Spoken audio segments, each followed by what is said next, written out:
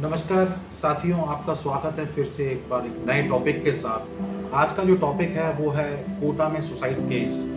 विद्यार्थी, आपको पता है कि कोटा एक डेस्टिनेशन है जो हमारे देश में बहुत फेमस हो चुका है। यहाँ करीब करीब 3 लाख विद्यार्थी हर साल जाते हैं आईआईटी जेईई की तैयारी करने, इसके साथ साथ नीट की तैयारी करने। दोनों देश के बड़े महत्वपूर्ण एग्जामिनेशंस हैं। स्वाभाविक है, इसके बाद आईआईटी के बाद आपको इंजीनियरिंग में एडमिशन मिलता है, एनआईटी के बाद एनडब्ल्यूटी नीट के बाद आपको मेडिकल में एडमिशन मिलता है। लेकिन ये जो घटनाएं हो रही हैं, अभी एक डेटा प्रस्तुत किया गया सरकार के द्वारा, राजस्थान गवर्नमेंट के द्वारा, करीब करीब 52 विद्यार्थियों ने सुसाइड किया 2019 से 2022 तक।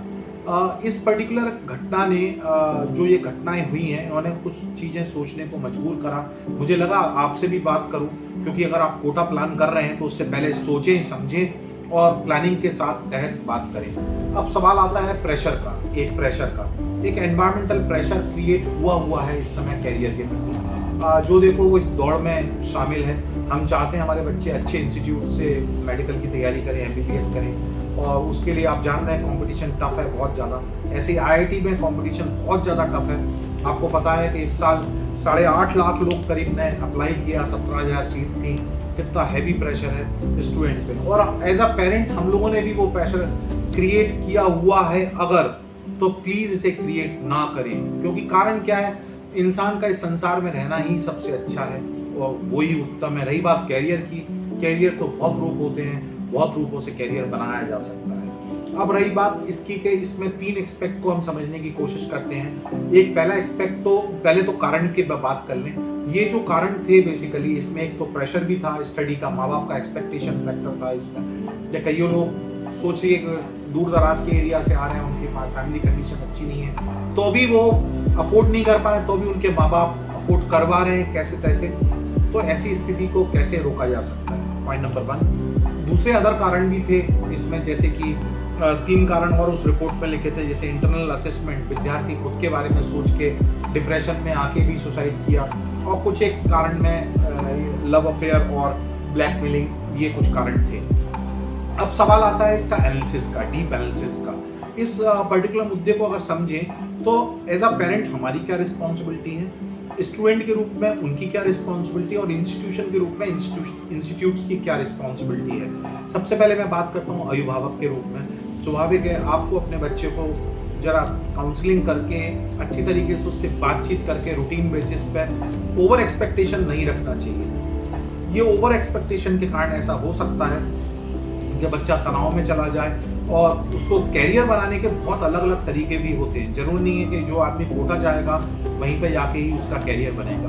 और कोटा में तो इस समय पे देखा जाए तो इतने सारे लोग आते हैं, अब उनकी सुविधाओं का भी ख्याल रखना बहुत ज़्यादा मुश्किल हो गया।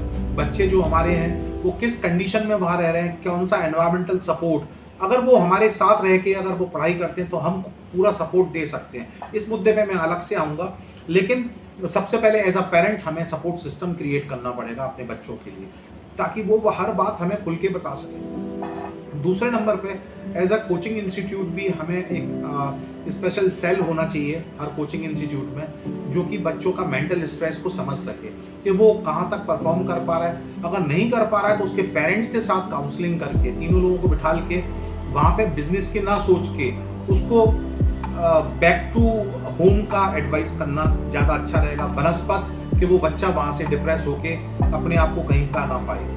इसके अलावा स्टूडेंट की भी रिस्पॉन्सिबिलिटी है, वो खुल के संवाद करे अपने माँ बाप से, अपने इंस्टीट्यूट से। अगर वो कोप अप नहीं कर पा रहा तो जीवन को खत्म कर देना ये सॉल्यूशन नहीं है। अगर आप कोप अप नहीं कर पा रहे, अगर आप उस चीज़ को, सिचुएशन को हैंडल नहीं कर पा रहे, तो कृपया करके बैकआउट होना ही ज़्यादा अच्छा है। अब सवाल आता है कि कोटा नहीं तो क्या, ये बहुत इंपॉर्टेंट सवाल है। अगर आप प्लानिंग कर रहे हैं कोटा जाने की तो उससे पहले सोचिए कारण क्या है। आजकल आप देखिए ऑनलाइन सारा मटेरियल अवेलेबल है, एक से एक इंस्टीट्यूशंस अवेलेबल हैं, ऑनलाइन वीडियोस अवेलेबल हैं, यूट्यूब पे जानकारी अवेलेबल है। आप तैयारी जो करना चाहते हैं इन दोनों चीज़ों की, आप 10वीं के बाद से स्टार्ट कीजिए। अगर आप आईआईटी की तैयारी करना चाहते हैं, नीट की तैयारी 10वीं के बाद से स्टार्ट कीजिए। बहुत सारे आपको 3 चीज़ों की आवश्यकता रहेगी आपको, अगर आप सेल्फ स्टडीज के मोड में जाएंगे। पहले नंबर पर रिसोर्सेज, मटेरियल।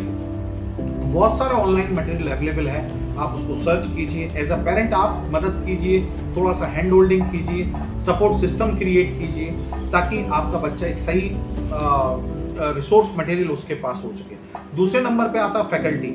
फैकल्टी तो आपके पास ऑनलाइन से अच्छा तो कुछ हो ही नहीं सकता, आपके पास फैकल्टी भी सारे रिसोर्सेज अवेलेबल हैं। फैकल्टी के रूप में आप लेक्चर्स देख सकते हैं, अपने कंसेप्ट क्लियर कर सकते हैं। और तीसरे नंबर पे आता है एक एनवायरनमेंट। कोचिंग क्यों जाता है या कोई भी विद्यार्थी है वो इंस्टीट्यूशन क्यों जाता है? क्योंकि वहाँ पे एक ग्रुप होता है बेसिकली, और जो ग्रुप लर्निंग होती है, साथ वाले लोगों से लर्निंग होती है, वो बड़ी महत्वपूर्ण होती है। शायद वो लर्निंग भी आप क्रिएट कर सकते हो, क्योंकि हर शहर में आपके आसपास 10-20 लोगों का ग्रुप होता है जो कि तैयारी करते हैं। आप सेल्फ स्टडी मोड में भी कर सकते हैं, और लोकल लेवल पर किसी सर को पकड़ के आप अपनी मदद कर सकते हैं, ऑनलाइन लेक्चर्स ले सकते हैं। तो मैंने जो आपको ये ऑप्शन बताया, इस पर भी विचार कीजिए। जरूरी नहीं हम भेड़ चाल के रूप में हर कोई कोटा जा रहा है तो हम भी कोटा चलें, चलो कोटा नहीं, इस टाइप से ना सोचिए। अपने बच्चे का एनालिसिस कीजिए, क्योंकि जिंदगी से बढ़ के कुछ नहीं होता, और जिसको जीवन दिया उसको हमें आगे बढ़ा के वो अच्छा व्यवसाय करे, या जो भी काम करना है वो अच्छी तरीके से करे और सुखी रहे। यही जिंदगी के अंतिम मेन ऑब्जेक्टिव होता है। उम्मीद है मेरी बात आपको समझ में आई होगी। अगर अच्छी लगी है तो लाइक करें, शेयर करें और सब्सक्राइब करें। विजयी भव।